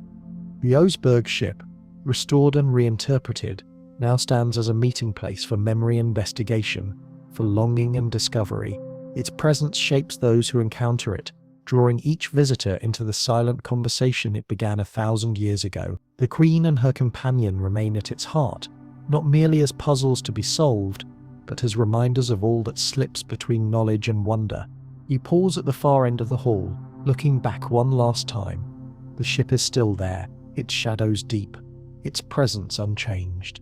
The story is not finished. It waits, quiet and enduring, for the next question, the next longing, the next watcher who comes seeking answers and leaves instead with wonder that nothing here is ever truly finished. The story continues to unfold, each day adding a new layer: interpretation, doubt, hope, memory, like fresh silt settling at the bottom of a river. You stand close, letting your eyes follow the ancient lines of the hull. You remember the feeling beneath the earth, the way the carved animals seemed to move in the half-light, the hush of secrets that pressed close around the burial chamber. But here, in the stillness of the museum, the ship feels both more and less real. Its surface gleams under lights made to mimic the sun, yet nothing about its setting can return it to the night of its burial, to the weight of earth and the smell of rain and grass that once sheltered it. Visitors come and go. Some whisper, some stand silent for long minutes. Some pass by with barely a glance. School children press their faces to the glass, eyes wide with curiosity and perhaps unease. Elders pause and remember tales told to them in childhood. Stories of queens, of witches, of ships that travel between worlds. Historians walk with notebooks, making observations, looking for patterns. Artists sketch, trying to capture a curve or a shadow. Each person brings their own question, their own longing, their own fragment of hope, that they might in some small way connect to the story the ship holds. You feel a kind of companionship with them, the knowledge that awe and mystery are not solitary pursuits. The Oseberg ship is no longer only a tomb or a treasure, it is a vessel for all who stand before it, all who search for meaning in its silent form. It becomes a mirror, reflecting the faces of those who come to see it, gathering their dreams and their fears, folding them into its story. The Queen herself, whoever she truly was, remains hidden within these layers. Her bones are gone from the ship, laid to rest elsewhere, but her presence endures in the object she chose, the rituals she inspired, the sorrow and love of those who mourned her. She is both legend and reality, both distant and near. Her companion remains unnamed, but not forgotten. Her shadow falls beside the Queen's, her memory woven into every question that lingers. You step closer, searching the wood for a sign, a message, a mark left behind for those who came later. You see only the grain of oak, the gentle rise and fall of lines, worn smooth by centuries. But in that silence, you hear the memory of hands carving, of voices chanting, of tears falling onto cloth as the final sod was placed on the mound. The museum itself grows quiet, the day slipping toward evening. The shadows lengthen along the floor. You imagine the ship as it once was, filled with the scent of pine resin and wool, surrounded by firelight and the presence of the living, waiting for the last words to be spoken, the last song to be sung. Now the ship is surrounded by glass and softly humming lights, the voices of visitors echoing briefly, fading, replaced by the steady hush of reverence and distance. You wonder what the Queen would think of this new life, her ship displayed for all to see, her story spoken in languages she never heard, her memory caught in the cross-currents of scholarship and imagination. Would she feel honoured or exposed? Would she mourn the passing of her world or take comfort in being remembered at all? The ship rests, but the questions do not. Each generation makes its own meaning from the silence. Each person who stands before the Oseberg ship becomes a part of its journey, carrying its memory away into the world, letting it shape their dreams, their stories, their sense of what it means to be remembered. You stand a while longer, letting the hush of the museum and the presence of the ship settle over you. In the end, the Oseberg Queen is more than legend, more than history, more than the sum of all that science or imagination can gather. She is a presence, enduring, elusive, shifting, resting always at the heart of her ship, travelling onward as each new soul comes to wonder, to listen, to leave with something they did not expect. The lights dim, the crowds thin, and you step away, the shape of the ship still bright in your memory. In the long silence that follows, you understand that some stories never truly end. They drift onward, always arriving, never departing. Now, as night presses gently against the windows and the world grows quiet, let your breath slow and your thoughts drift outward, like the Oseberg ship, gliding on a sea of dreams. Feel the weight of the centuries slip away. All that remains is the hush of wood and earth, the echo of quiet footsteps, the lingering scent of rain and grass. The ship rests, untroubled by time, holding its secrets as it always has, patiently, faithfully, with a calm that asks nothing but your attention, your stillness. Imagine yourself curled beside the hull, the ancient timbers, a wall against the cold and the dark, the whisper of memory winding softly through the air. You are not alone here. The Queen's story moves beside you, never fully known, always unfolding, gentle and slow as a tide turning under the moon. Her journey is not finished, but for tonight it is enough to watch, to listen, to be present in the quiet company of her legend. Let your eyes grow heavy. Allow the shapes of dragon and serpent to fade into shadows. Let your thoughts settle, slow and easy, like the ship itself settling into the earth. In this hush, you are safe, carried not by wind or wave, but by the certainty that stories endure, that memory is never lost so long as someone remains to wonder. Rest now. The ship is still. The night is kind. Let yourself drift untethered into gentle sleep, sweet dreams.